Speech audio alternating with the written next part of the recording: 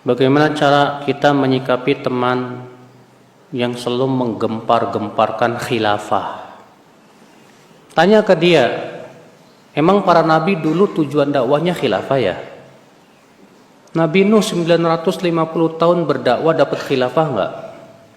Apakah Nabi ada enggak dalam Al-Quran dan hadis Allah menyebutkan bahwa para rasul ketika dakwah tegakkan khilafah? Enggak ada.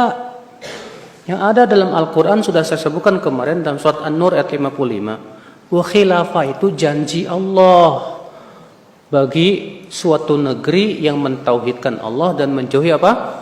Kesyirikan. Jadi itu hadiah dari Allah, janji yang siapapun yang melakukan syaratnya akan terpenuhi.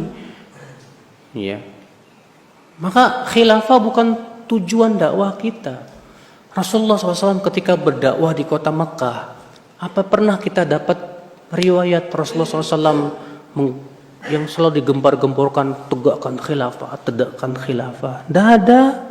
Bahkan ketika Rasulullah hijrah kota Madinah, apakah yang pertama kali menegakkan khilafah atau bangun masjid? Bangun masjid dulu. Ya akhi, ya. Banyak orang gulu berlebihan dalam masalah khilafah itu. Ya, jangan khilafah jadikan tujuan dalam dakwah. Tujuan dalam dakwah itu mengikuti dakwah para nabi dan rasul. Apa itu? Tauhid. Supaya manusia mentauhidkan Allah, menjauhkan apa?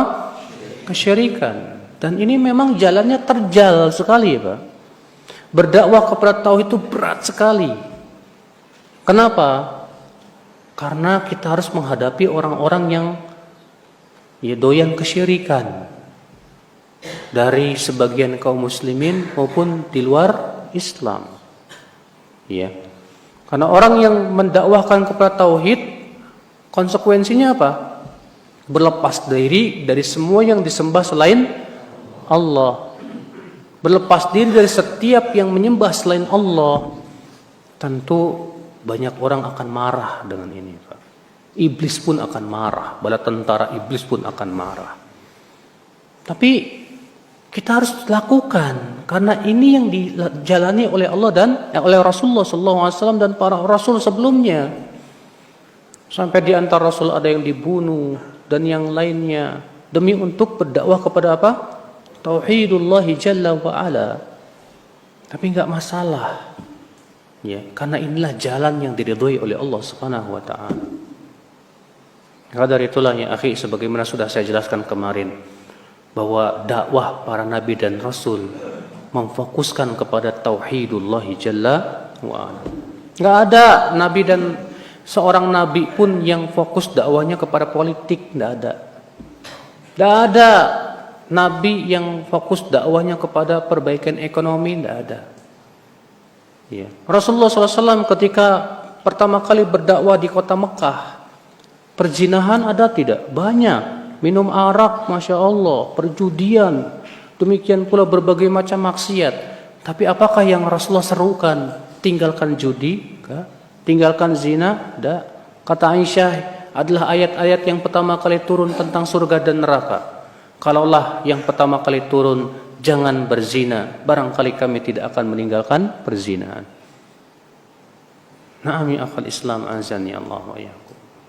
Kadar itu ya akhi, sikap antum kepada dia, dakwahkan dia, fahamkan kepada dia, ya akhi, kita berdakwah kepada tauhid. Khilafah itu janji Allah bagi mereka yang merealisasikan apa?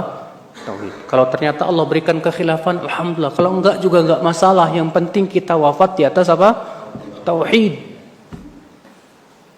Memang ya, menegakkan kepemimpinan seorang muslim wajib. Ya. Tapi yang namanya kewajiban sesuai dengan kemampuan.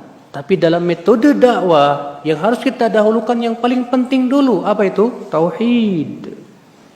Kita berpikir bagaimana manusia wafat di atas tauhid. Ini mereka yang berdakwah kepada khilafah sampai detik ini enggak pernah berhasil, Pak. Bahkan dari pendirinya dulu Taqiyuddin An-Nabhani itu yang di Syam, apa berhasil mereka menegakkan khilafah? Enggak juga. Di semua negeri mereka menegakkan khilafah enggak juga. Sementara kesyirikan terus merajalela. kebid'ahan terus, ya menggeliat, kemaksiatan luar biasa. Tidak mungkin ya akhi. Kita harus dakwahkan manusia kepada tauhidullah jalla wa ala. Allah tidak akan merubah suatu kaum sampai mereka merubah dirinya sendiri. Berarti perubahan itu harus dari dirinya sendiri dulu.